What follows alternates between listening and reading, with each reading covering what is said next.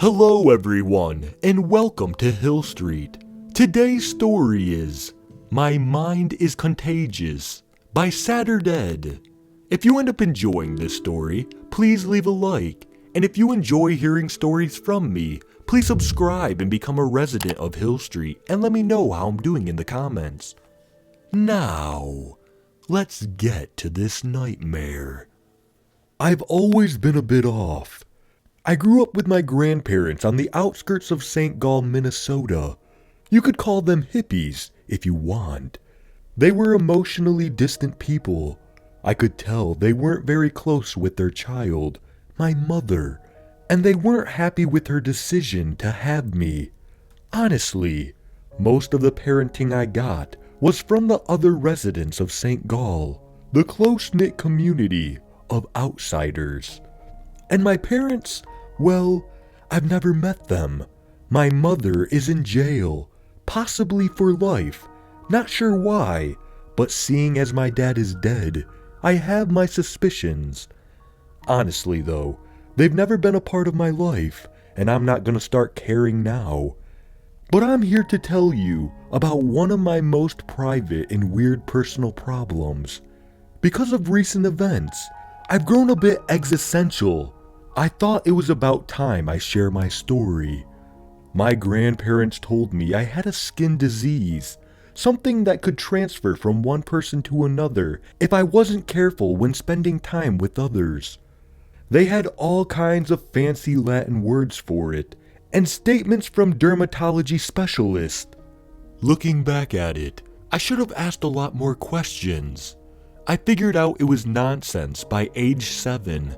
Either way, I was told to stay away from people and keep to myself. I had to wear gloves at the dinner table, and there were no hugs and kisses. Instead, I got a steady, gloved handshake when I did something good, and I was sent to the basement when I did something bad. The basement had no books, which was punishment enough. Just a dark room where I was left to stew on my anxieties. During my formative years, I was homeschooled. I noticed that I kept surprising people with my ability to retain, observe, and use information, while my grandparents might quiz me on European history, for example. I not only knew the answers perfectly, I could discuss them, challenge them, and see patterns from other textbooks I'd read. They kept calling me a smart kid, but I never really felt smart. I just see things and remember them. If that's all there is to being smart, then it's not that big of a deal. Trust me. But it came to a point where I could no longer ignore it. People in the community came to me for help. I started picking up foreign languages. I learned fluent Spanish watching Telemundo, and a lot of German from documentaries about the Second World War. Today, I speak 8 languages fluently. But being intelligent, whatever that means, is not just a boon. You're constantly second-guessing yourself, asking if there's a better answer.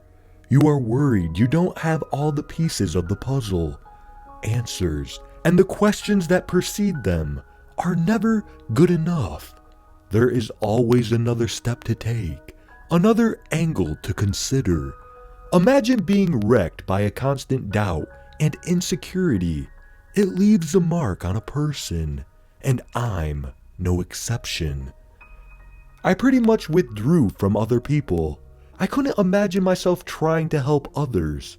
What if I guide them wrong? What if they took an unwittingly false statement as a fact? It is exhausting trying to be on the right side of knowledge and opinion. I was constantly on edge, withdrawing from St. Gall to focus on myself. I learned to find comfort in nature, mostly from a friend I made as a kid. It was an early morning in May, and the air was still thick with dew. I took a walk around the lake when I noticed this awful cry. The two sand couple had been setting up fox traps to protect their chickens, and something was stuck. I hurried over. At first, I thought it was a small dog, but the shape of the paws were all wrong. Taking a closer look, I realized I was looking at a baby black bear. The mother was nowhere to be seen, and the little thing was screaming its heart out. I felt awful, but as I approached, it lashed out towards me. I tried to calm it down, and the strangest thing happened. The moment I put my hand on its forehead, it just stopped screaming. The little animal just stared at me, confused. Those big dark eyes locked onto mine, and I could tell it knew my intention. It knew I meant no harm. I'm sure of it. It was just scared, confused, and in terrible pain. "I'll help you," I whispered. "You'll be fine." I made a mental checklist of all the things I needed. It might require stitches, bandages, maybe even a splint. I had to check if the leg was broken or merely sprained. It could be dehydrated, starved, or sick. I didn't see any signs of mange or other diseases, so I just pet the animal, whispering comfort. "I'll be right back." As I stepped away, it didn't panic. It knew I'd be back. I raided our first aid kit and spent most of the day caring for it. I didn't bring it back to the house, as I wanted the mother to have a chance to find it. Instead, I cleaned it, cared for it, and kept it company. The leg wasn't broken, but there was a deep gash. The bear also had a limp when he walked. Understandably, I figured it might be permanent. Still, it seemed calm in my presence. In a way, I felt a connection to it. We understood one another in a way that people usually didn't. It listened. He'd lean against me and sleep as I practiced my Mandarin. I called him Wojtek, like the bear the Polish 22nd Artillery Supply Company adopted during the Second World War. I spent 4 days with Wojtek that summer. Every night I'd tuck him in next to a large rock so no wild animals would find him. And every morning I'd bring him eggs, toast, and bacon. My grandparents usually let me eat in my room alone, so they didn't notice me sneaking out to share my dinner. At the night of the 4th day, as I tucked in Wojtek, I heard this rumbling noise, a tree breaking. The sun was setting, and I didn't even notice the black shadow flanking me. I turned around and realized I was facing a fully grown black bear, and I was standing between her and her cub. As she stood up on her hind legs, I remember thinking that I didn't even have time to panic. I almost laughed. My death would be so sudden, I didn't even get the chance to regret my actions. I froze, looking at those enormous claws, the jaws large enough to swallow my head. As she roared, I could feel my body collapsing to the ground. I thought I'd die from the sound alone. Then I noticed Wojtek. He stepped out and placed himself between me and his mother. He stood up on his little legs, making this tiny yelp noise over and over. It almost looked like he was trying to mimic me, even though it pained him to stand on his wounded leg. I just crawled into a ball and made myself as small as possible. Over and over, I heard Wojtek screaming at his mother. The air grew silent, like that feeling you get before a lightning strike. I held in my breath, and I heard trees bending and breaking. Looking up, I saw Wojtek limping into the woods, following his mother away from St. Gall. I don't speak bear, but I'll tell you, Wojtek saved my life. I'm sure of it. That summer, I started spending a lot more time with animals. There was something so relieving about being understood without having all these expectations looming over me. Animals are so simple and so grateful for so little. I started spending more time downtown, helping out at the animal shelter and veterinarian clinic. I knew my grandparents wouldn't approve of me spending so much time around other people because of my skin condition, so I just told them I was at the library, which wasn't entirely untrue. I borrowed a lot of books on the anatomy of common domesticated animals. I can clearly remember the first time I helped feeding the dogs at the shelter. They'd bark and growl, but as soon as I stepped into the room, they just stopped, all those little eyes turning to me, staring as if they wondered what the hell they were even looking at. They were already listening to me, trying to figure me out. They knew I was there to help. When I was 16, my grandparents died. They died within 3 months of one another, and I was left with an inheritance I didn't even know what to do with. I invested most of it, sold the house, and moved into a small apartment downtown. By now, I was a de facto and unlicensed veterinarian. Nearby farms would sometimes call me up and give me something off the books for my help. I can't count the amount of cows and goats I've treated. Most of the farmers called me Dr. Charming. You know, as in Prince Charming, similar to a Disney princess. I used my inheritance to pay for my college studies. My investments also paid off handsomely, allowing me some greater luxuries. I got my VMD degree ahead of schedule from MSU. I can honestly say that it was easier than expected, and I started to realize that many of my fears were exaggerated. I still lived largely separated from other people though, and I didn't have many friends. I had a few acquaintances, and most of the nearby farmers knew me by name. But that's not really what I'd call a relationship. As I turned 20, I decided I would make a conscious effort to be more social and face my fears. I had known for years that I didn't really have a contagious skin condition. That lie wasn't really all that held me back.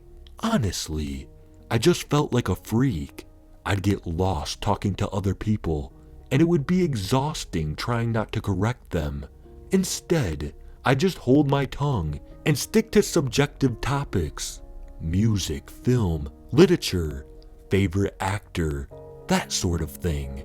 It was during and after work with the others from the vet clinic that I first met Veronica. I was an unkissed, uninvolved, and insecure virgin at the time. Veronica took a liking to me, amazed by the amount of random nonsense I could dig out of my brain. She described it as having an ultimate flower bed of trivia she could make bouquets from. I never heard anything like it. While our first meeting was short and awkward, our following 4 dates went by like a charm. We'd go for long walks, and she'd ask me all sorts of questions. "It's funny," she'd say. "You could be a literal rocket scientist, but you can't pick up on sarcasm." One thing led to another, and we started dating. Veronica was the charming and outgoing ice pick I needed to break out of my shell, and to this day, I credit her with what little social experience I have. She was warm, understanding, and had no trouble explaining social cues I might have missed. It didn't take me too long to get the hang of it, and soon I could hold my own in a conversation with her friends. But things weren't perfect. After about a month, I remember waking up in the middle of the night to find her sitting at the edge of the bed, crying hysterically. She'd hold her face in her hands, shivering and unblinking. I've never seen her do that before. As I held her, she just started speaking nonsense. None of it matters, she'd say. We're nothing but walking wheat, broken clocks. We're useless, fragile, and so insignificant. I tried to calm her down, but it was impossible.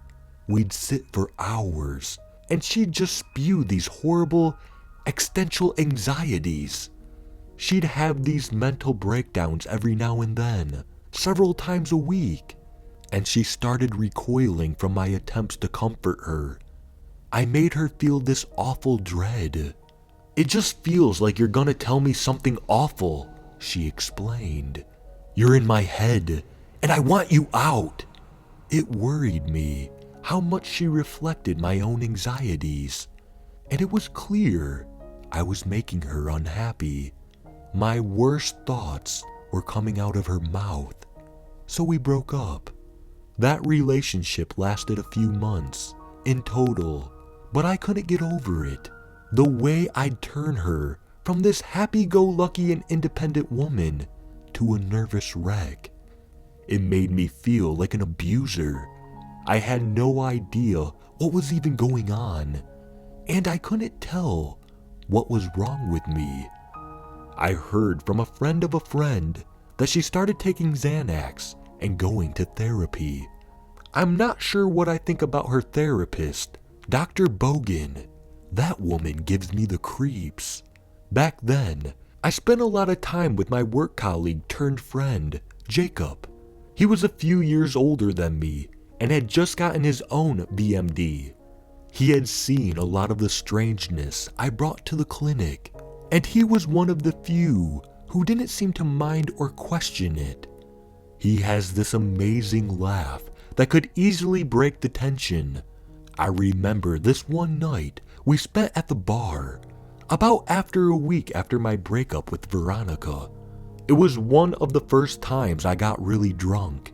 That bottle of blueberry wine felt like stepping on a goddamn landmine, and my shell just cracked wide open.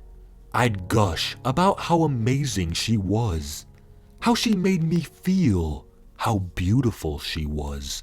I'd quote love poems by Burns and Keats, laugh, cry, and finish most of the bottle on my own. At the time, Jacob was nothing but supportive. He'd pat me on the back, he'd make sure I drank plenty of water, and he'd ask me all kinds of follow-up questions.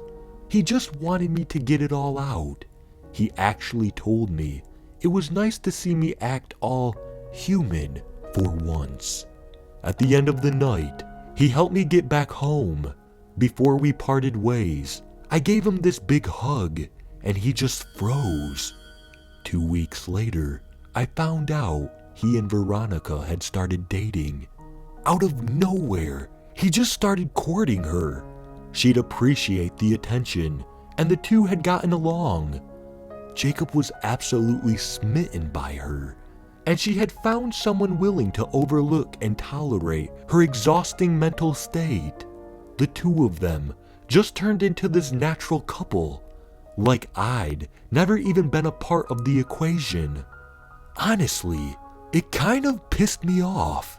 I quit my job and moved to the next town over. They, on the other hand, got married. I wasn't invited to the wedding.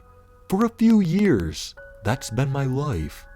I've been keeping to myself and spending time with the local wildlife. I've taken a few trips to Europe and reinvested my winnings.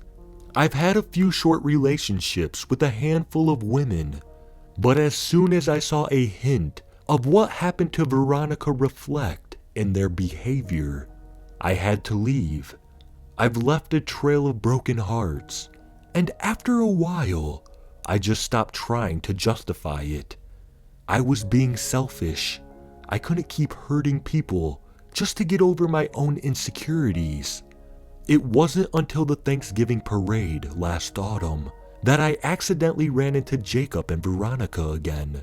They had brought their kids, and I barely recognized the two at first. They looked so suburban.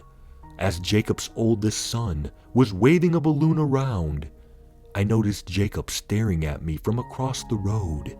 I figured enough time had passed that we could talk as adults, so we met up after the parade. It warmed my heart to see Veronica do so well. A few memories of her beautiful hair on the pillow next to me surfaced, and I felt this warmth in my chest. As she stepped away to help her kids use the restroom, Jacob approached me. He had this uneasy smile, something I'd never seen on him before. We shook hands, and his smile faded away. "You want to talk to her?" he asked. "No, I just want to see how you were doing. Long time no see, you know?" "Sure about that?" He chuckled, trying to diffuse the tension. Yeah, sorry. I didn't mean to." No, said Jacob, nodding. "I get it. No worries, man. It's all history." He looked down on his hand, blinking. "But if it's okay with you," he continued, "I'd like for you to piss off and leave my wife alone."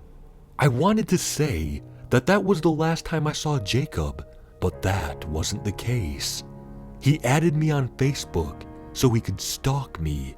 He'd send me long emails talking at length about how he knew what I really felt for his beloved Veronica. It'd be these absurd paranoid rants. He'd ask me about my dreams, about my intentions, even creepy private things, like how I'd touch myself while thinking about her. "That's my wife. I know how you feel about her, and I'll wring your neck if I see you looking at her like that again." At first, I tried to calm him down, but after a while, I just started blocking him. Everything I'd said just made him worse, and I was honestly getting worried.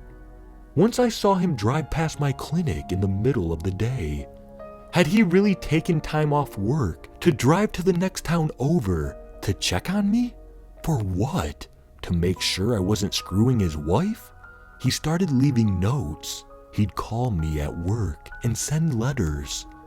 He'd get new email addresses and get past my filters. I honestly considered calling the police.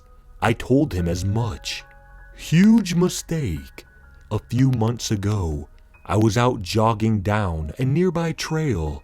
I was listening to a lecture on the 40s filmmakers and had blocked out most of the world. It is nice just to keep my mind busy. It helps me compartmentalize my anxiety. As I was passing by a broken streetlight, I suddenly felt a push. I was knocked forward, scraping my hands and knees on the pavement. Surprised, I just thought I'd tripped on something. As I turned, I realized I was being attacked. It was surreal seeing Jacob there.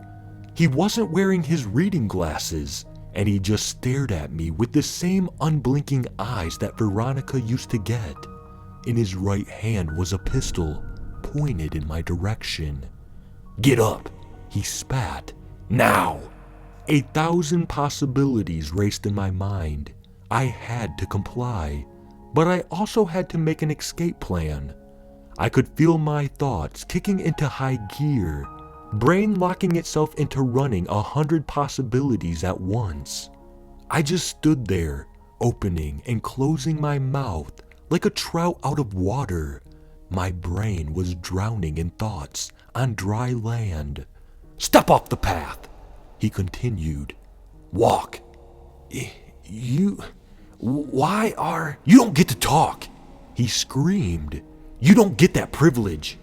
You get to step off the path, and you get to do what I say." I nodded and started walking. Jacob's hand was trembling. I could hear the rattle of the fully loaded magazine.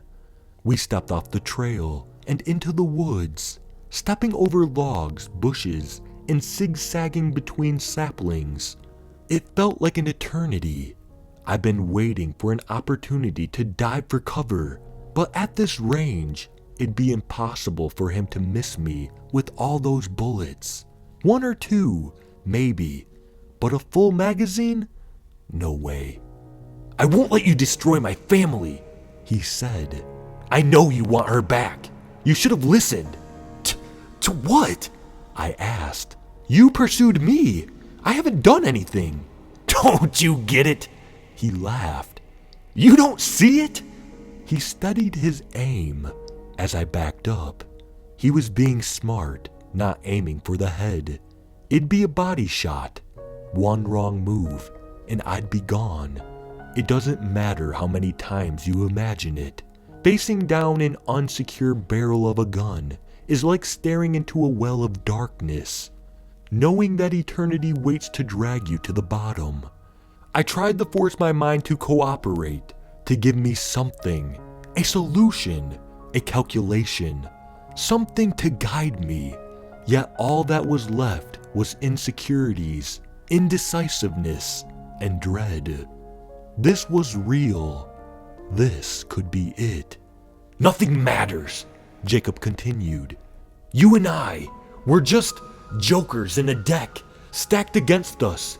There's an eternity cosmos of evidence that it just makes us." He just screamed himself red, his eyes bloodshot and unblinking, refusing to look away. "I should have never had taken pity on you. I should have left you to suffer. But I just feel you. You're in my head, opening these doors. I don't want to think about these things. I don't want to think about you taking her away from me. I don't want to think about how dumb, small, and useless I am. Why? Why does this keep coming back whenever you're on my mind? Jacob, No! He yelled, aiming down the sight. No more poison! I should have been dead. A bullet in the chest, left to die next to a birch sapling. That's what I anticipated, but that's not what happened. Had I gotten a better look, I would have noticed him sooner. A massive 540-pound black bear with a limp and raged. The moment Jacob raised his gun to take a shot, he was bowled over like a rotten log. I could briefly see his legs and head switch place as he was knocked flat on the ground. 2 shots went off as a familiar roar echoed through the woods. The same roar I'd hear that night when a baby bear walked away from me all those years ago. I saw the whole thing. I saw Jacob's arm ripped into pieces as the bear bore down on him. I saw him dragged across the forest as the enormous bare jaw clamped down onto his leg. I heard bones break as the bear stood up on his hind legs, only to push down with all his weight, biting, clawing, mauling, breaking. A body tossed around like a wet paper towel, sprayed blood in all directions. Jacob's horrible screams just suddenly stopped with the snap of a joint. But the bear wasn't letting up. He was tearing him apart. This wasn't just an animal attack. This was retribution. I just slumped to my knees. The bear limped over to me, unscratched, but covered in blood. The thought hit me that he might just be a wild animal attacking us, or protecting his territory. But I knew that wasn't it. There was no way this wasn't Wojtek, and there was no way he'd hurt me. Instead, I leaned my sweaty forehead against his cold nose and cried. He nuzzled up against me. Over the years, his little yelping noise had turned into a deep, comforting snorts. "I'm sorry," I bawled. "I'm so sorry." Wojtek kept me company and felt my pain. Jacob's death was labeled the result of a wild animal attack. Veronica had told the police about his deteriorating mental state, and a few locals had heard shots go off just as the bear roared. The conclusion was that he probably provoked the bear. I didn't say a thing. There was no need to try and explain my involvement. There was no way they would believe me anyway. I've tried to summarize my thoughts about this. They're not rational, but I don't think there's anything rational about my life at this point. I think my mind is, somehow, contagious. I think my mood, my mindset, and worries can spread. Animals don't really have the capacity to understand my anxieties, so they just pick up on my immediate intentions. They understand the basics. They don't need the rest. But people are complicated. I think Veronica picked up on my worries, social and otherwise. I think it caused some sort of short circuit in her ego. And Jacob, well, the first time I hugged him, I must have shocked his system with my thoughts of Veronica. Maybe that's what caused him to pursue her in the first place. Maybe seeing me again and shaking my hand reignited something that lay dormant for years. I don't know if I can trust myself around people. It's so much easier to write, to share things online. No one gets hurt. No one gets intrusive thoughts. You can just lean back and call bullshit on my story. I don't know what to do, how to move on. Can I even see a therapist? Either way, I think I'll be alone for now. Then again, as I look into the woods, I know there are those who care.